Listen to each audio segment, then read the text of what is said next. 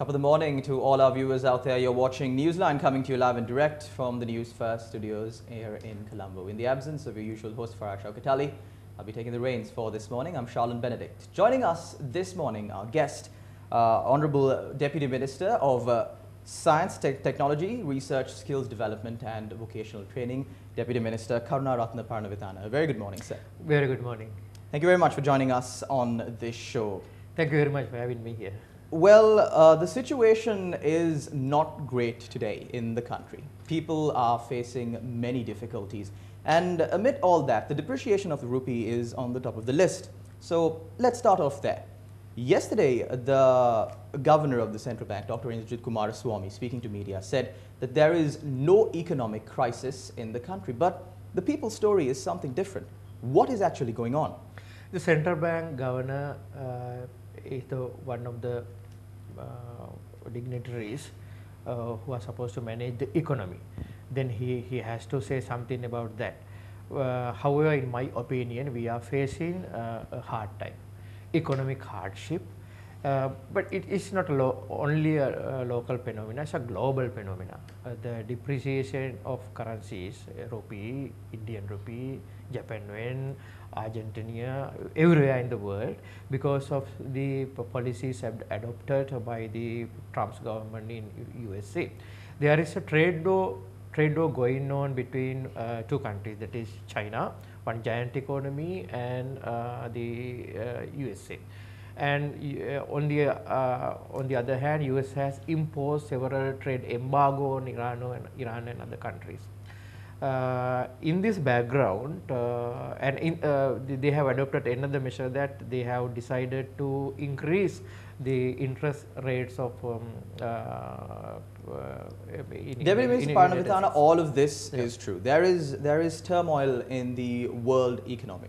That is all true. Yeah. But a government of a country cannot blame a different government for steps that they've taken, for the depreciation of the rupee, especially. And we've heard this. We've heard this excuse and we've heard this justification on part of the government of Sri Lanka before. But certain ministers came out in the recent past and said that the people will have to tighten their belts. And people are not happy with that, because although the ministers come and say that the people will have to tighten their belts, they seem to be living lavish lives. They seem to be spending lavishly. Best example being the importation of luxury cars. What's your opinion on this? Yeah, not only people, everyone has to tighten their belt in this kind of situation, right? So then government has to take measures. The whole accusations and finding faults are just normal politics. If you think about that kind of general politics, what is the solution for this kind of situation? So it is not a magic. It is a one simple thing, simple but very challengeable. Simplicity is if you want to really overcome this situation, two things. One is somehow you have to control, limit, and revisit your expenditure on imports. And on the other hand, you have to gain more from your exports. Control imports and gain from exports. Again, visiting. So this is the solution, right? Fine, we agree on that. So visiting the issue of vehicles being imported for ministers. The ministers, according to what they say, they need vehicles to serve the people, and that's a privilege that they have. That's all and good. But the problem here is the fact that these ministers who get duty-free permits, they sell their duty-free permits, and this is against the premise on which these duty-free permits are issued. Are you in favor of these ministers being allowed to sell these permits? There is an ongoing case in court, but many justices seem to be stepping aside with regard to this matter. When will justice be delivered to the people? No, we have to take a decision in this regard, because it was a facility to given not only the ministers, government doctors, senior government officers. There is a category above all are given this facility, the duty-free vehicle permit, they can sell it or they can use it. It is legalized according to you can dispose it in other. Minister Paranawithana, did you receive a duty-free vehicle? I received. Where is that permit? I sold it. You sold the permit. sold it, but I get a new vehicle, and rest of the money I use another. So, but then this is against the basic premise. Let me explain. It was not illegal by that time. By that time? By that time. Now since we are going to take a decision, we will take a decision. This is a totally new situation, because by that time we took the decision that all government ministers, doctors, senior government officers should be given duty-free vehicles permits. By that time there was no such this kind of situation. There was no discussion. But then at the time, was it? Did you feel at the time? Did you feel that I strongly feel that. That's why I said earlier also. Then we have to seriously think about that. We have to control. We have to control, limit, and revisit our expenditure on imports. So this kind of policy is totally acceptable. And since now onwards, until we overcome this kind of problems, so we have to adhere this kind of policies, not only ministers, all the others. Minister Paranawithana, Deputy Minister Paranawithana, if you don't mind me asking, when was the last time you received a duty-free permit? Only one. Only one. When was the last year? Which year was this? It 2015. You received this in 2015? I entered in Parliament 2015. Okay. And you received it earlier I was in the government service. I was given one. I rejected that also. Okay. Believe me, some people don't believe that. Because it's very hard to believe. Yeah, it's very hard to believe. I was in the foreign service. Okay. I was in the foreign service. So I was given a chance to get a duty-free permit. I rejected that, right? Some people they don't believe it. You can go and see our records, right? Okay. I only use one time. This time, yes, that's only. Yeah. But there are many cases. But this time we have taken a decision, so we have to adhere that if you want to continue, if you are going to totally abolish this facility, okay. I am totally in agreeable that. Yes. Okay. Yeah. So would you, if there is a motion brought in Parliament to abolish this, I raise my hand. You will definitely raise your hand. Yeah. But how many other ministers and deputy ministers and parliamentarians and whole do you think but will raise now their hands? I think given the situation, I think the whole Parliament will be in agreeable with this kind of thing, because this is a serious matter. But then now the Ministry of Finance did issue a media release saying that they will not import vehicles for a period of a year. Yeah. But what's the point in that media release when vehicles for all 225 MPs, actually according to the civil society, 227. Most of them sold, right? All of them? Not all of them, most of them sold. Most of them are sold, but 227 vehicles were imported for 225 parliamentarians. That is an accusation. It needs to be clarified. Look at this. Some members are given once they enter to the Parliament. Okay. Some members resigned. New members came. Sri Lanka Muslim Congress and no, the only two. But then when a new member comes into Parliament, shouldn't the practice be that they be given the same vehicle that was given to the minister who resigned? Yeah, should a new vehicle be imported? These are the just flaws. Because they don't like the previous vehicle. These are the flaws we have to revisit. Either we have to amend this policy or totally abolish it. I am for that. Yes, there are faults. Not only ministers. Say for instance, other government officers. Every 5 years they are given this facility. But so then, are we to continue with that? Speaking about other government servants, they do have an argument for this. Say, for instance, doctors. Let's take doctors as an example. The medical profession in the country is at a very, very high standard in comparison with other countries. But the politics in the country, one might argue that it is not in par with international standards. There is so much corruption, so much financial mismanagement. Again, the rupee is depreciating, the economy is in tatters. So what if that argument comes up? That's why we have taken this kind of decision, and if we are going to abolish totally, we are inagreeable, right? Okay. So you say that government servants are useful, politicians are useless. Are you saying that politicians are useless and government servants are most useful? Are you saying that is your argument? That is not my argument. Yeah. What my argument is exactly is that the government, the medical officers, doctors, they have what can I say? They deserve this privilege. They might say that they deserve this privilege because they have contributed to the development of the country thus far. As far as politicians go, politicians themselves admit they sling allegations at each other saying, you destroyed the country, you destroyed the country, saying that they haven't contributed to the development of the country. So it means that are doctors saying that I'm not saying doctors are saying this. I'm saying this on the face of it. It looks as if it on the face of it. I am asking this problem. Are we supposed to run a country without politicians, without leaders, without representatives, without representative government? There should be members of parliament. There should be members of parliament. They corrupted, not corrupted. It's the situation of the country, culture, right? It's a deep-rooted issue. The corruption, malpractices, unprofessionalism. It's a deep-rooted issue. I don't think politicians at this table we can't sort out that. We can't sort out. That is for true. That is for true. Yeah. The arena for the politicians of this country to sort that issue is Parliament. And what we see in Parliament is a lack of quorum. There were so many instances that Parliament was not Parliament sittings could not be held due to the lack of quorum. Yeah. And Parliament to summon Parliament for Parliament to convene, about 4 million rupees is spent on a daily basis. Yeah. I mean, what is the meaning of this? These politicians, they don't value the general public. They don't care. Is that the case? What you say is correct. It happened last, I think.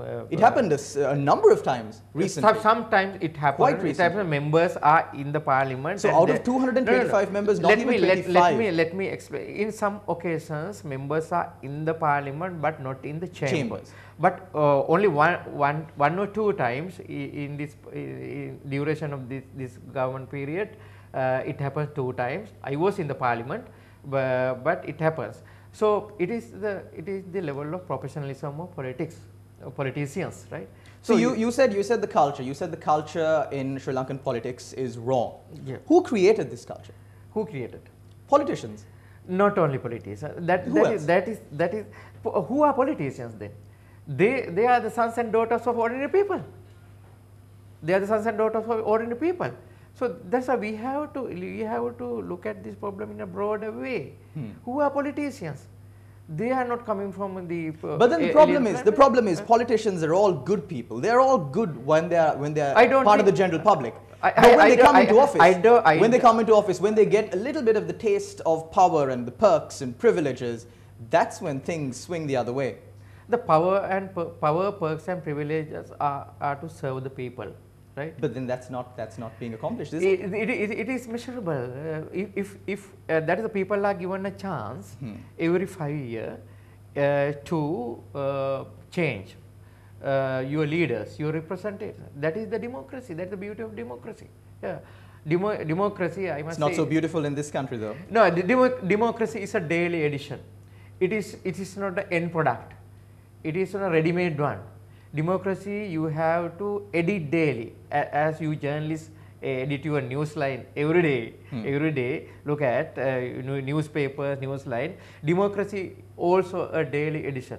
People are given a chance. That's why we hold election time to time. Given a chance to people to. But this government has postponed elections as well. This government hasn't postponed any election. What about the previous local government election? How long did they postpone that election for? We had the local government. It postponed because of there was a debate on what kind of election system we are going to adopt. So on that reason, election was postponed. Same thing happened to the provincial council election also.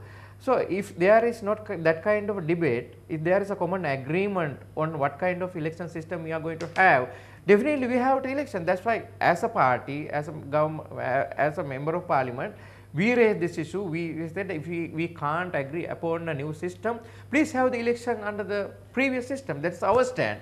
This is my stand, our stand, but it is not the commander stand. But once we sorted out this issue, we have to have the election. Mr. Paranawithana, as a member of the young society, the new generation coming up, I am not happy with the fact that politicians are asking me to tighten my belt. How are we supposed to tighten our belt? I mean, we already make ends meet quite hard. It's very, very hard to make ends meet as a member of the general public, and I'm pretty sure our viewers out there would be privy to this.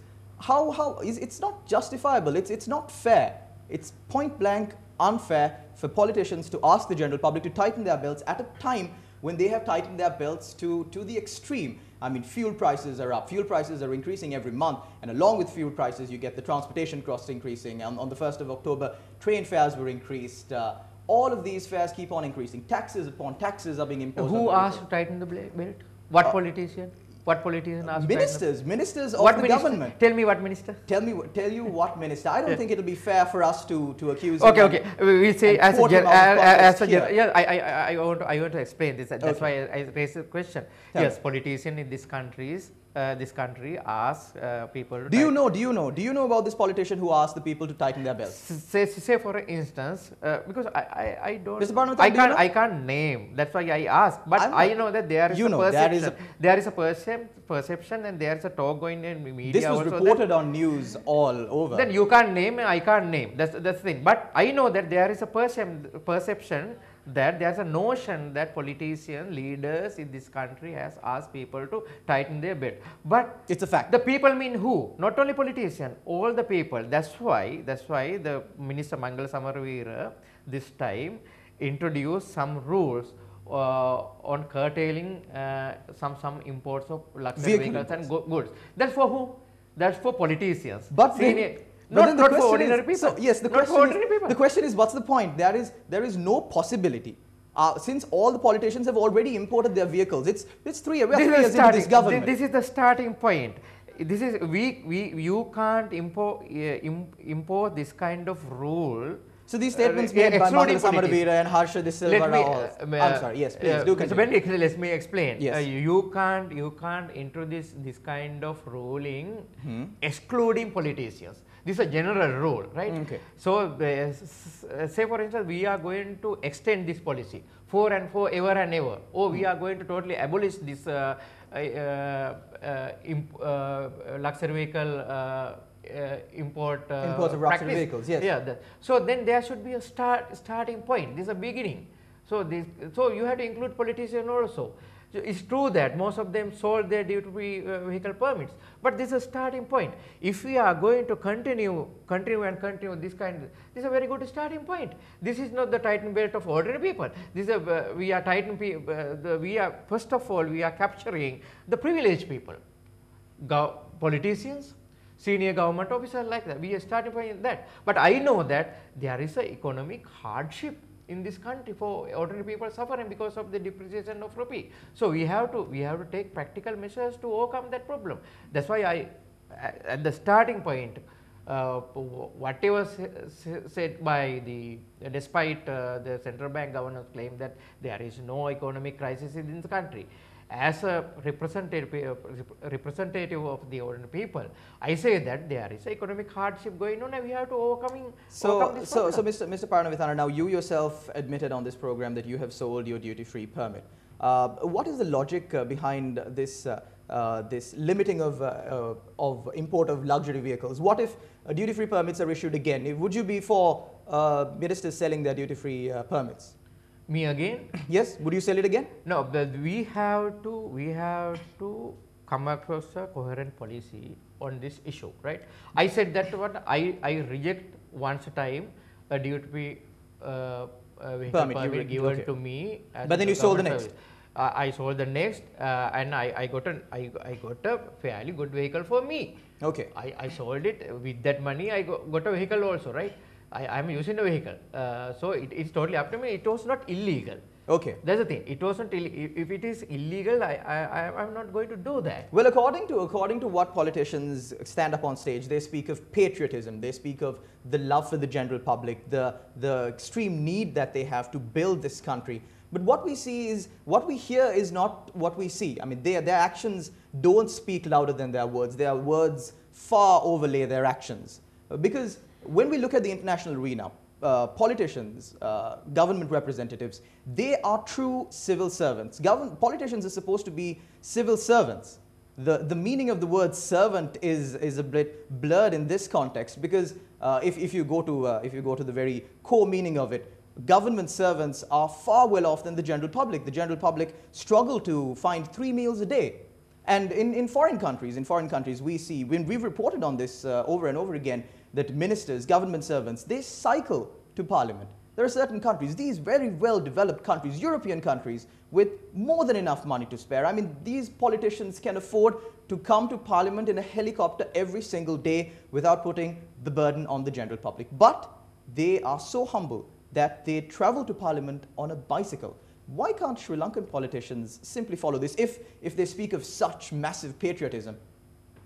No, actually it is the situation of the developed countries. Developed countries, culturally they are developed and economically. So you're saying Sri Lanka is not culturally developed? We have a history of 2,000 years. But no. If we think about terms of 2,000 years of culture, what kind of corruption in this country? Exactly. What kind of malpractice? There is a deep-rooted cultural issues of this problem. That's why we earlier I pointed out this is a culture issue, right? So we have to overcome this issue, adopting very comprehensive, coherent policies, right? So if we think about, if we are going to talk about this on question what you raised about the cycling to the parliament. Yes. I don't think in Sri Lanka no one willing to cycle, even simple government servant. Do you see any cycling people here? No, this is a different situation. I'm not asking. But I am not asking for luxury vehicles for everyone, every politician, right? You have to be simple in your life, right? True. Very simple. Simplicity is the best policy. Best policy. So we have to go towards that. I know that this luxury vehicle issue is a very serious issue in this country. So then we have to adopt a policy. Then we can get rid of that. If there is a common agreement to abolish totally this facility, I am for that.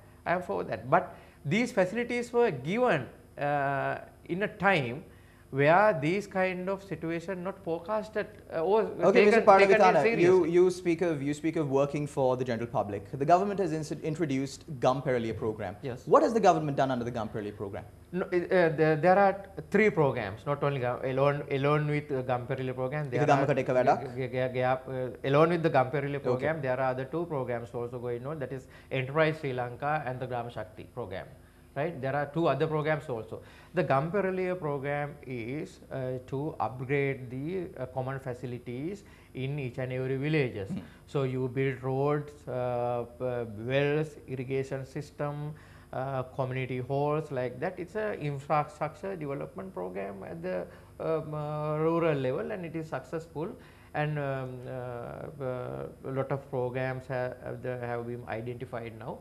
So government will allocate money, then there will be a big infrastructure development at village level. So earlier we focus on big programs like highways, dams, harbors, airports, like that, neglecting the rural sector.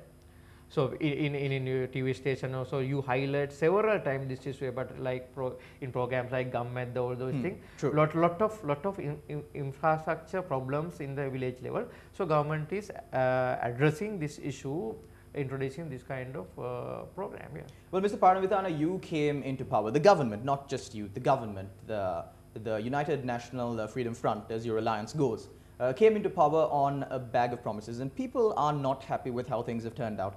Just a few months into the government, the biggest scam in Sri Lankan history, the central bank bond scam, took place.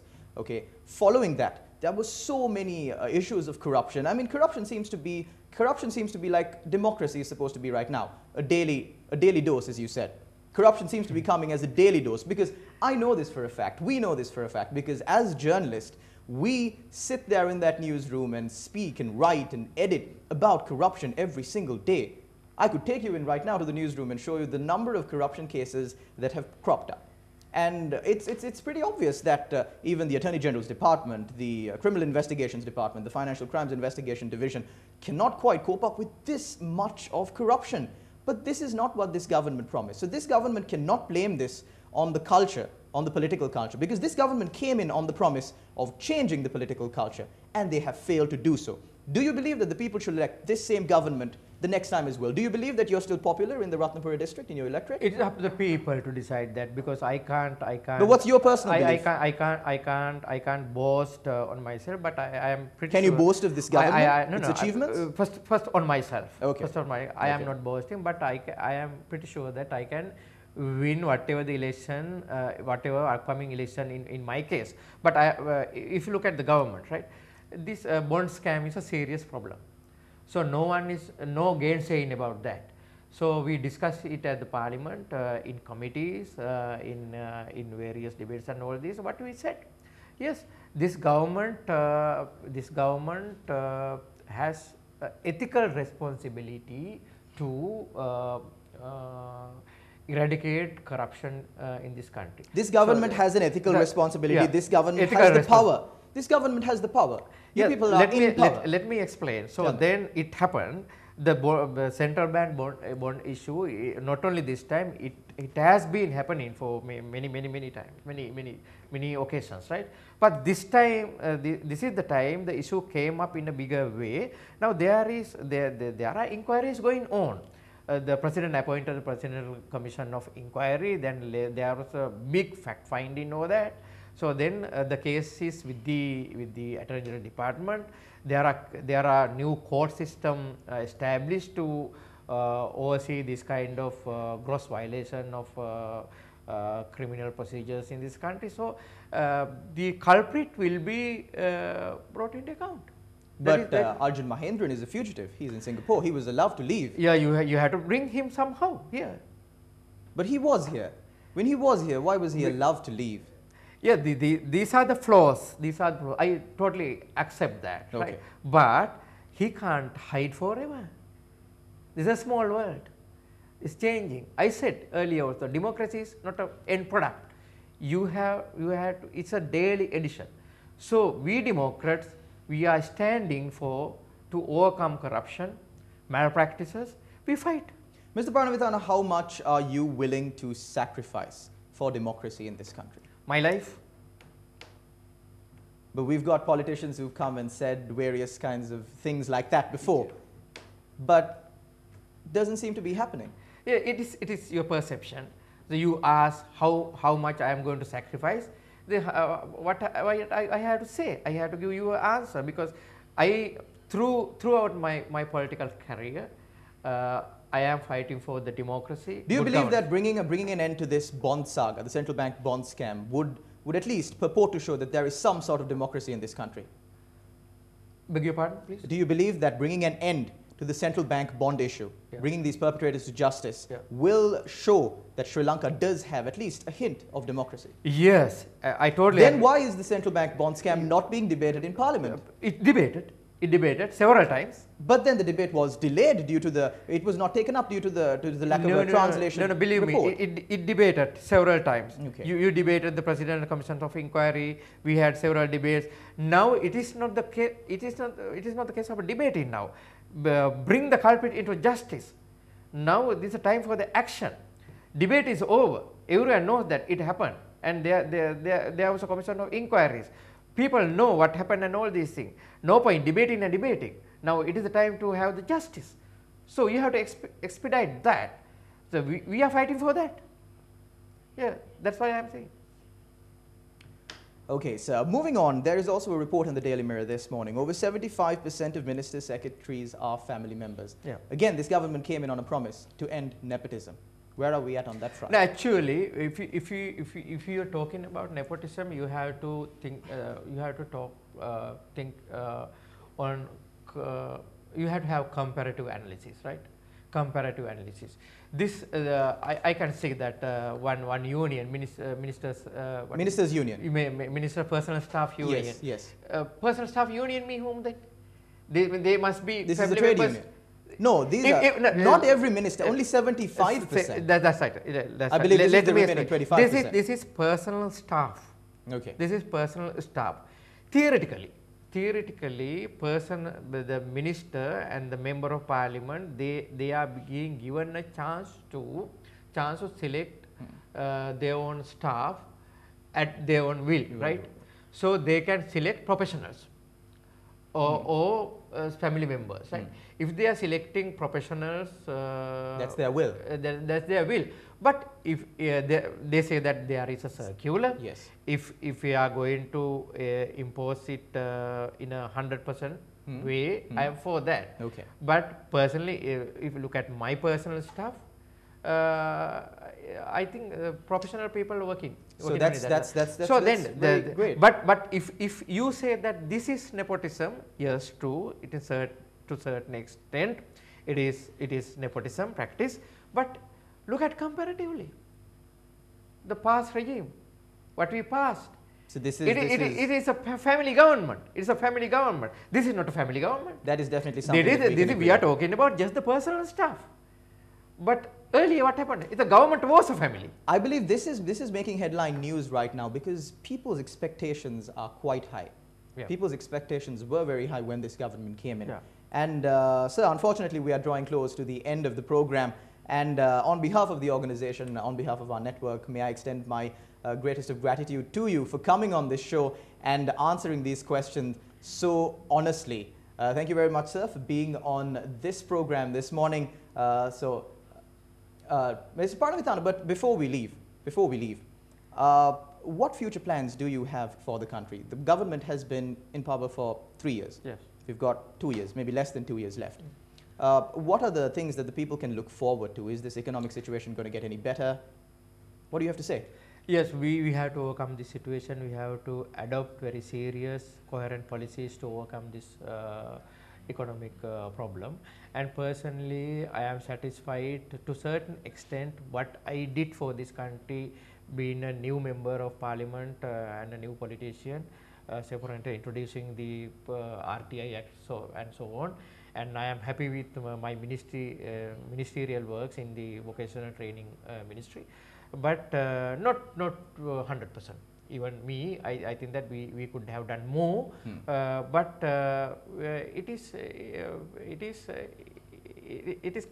you have to contextualize that, right? We are working in a condition, right? It is not a conducive environment, even us to work, right? Exactly. So then we try our best. Yes. So, Deputy Minister Paranawithana, you have been one of the very few people who can come on this program on part of the government, on the side of the government, and be so vocal against this bond scam, be so honest against this bond scam.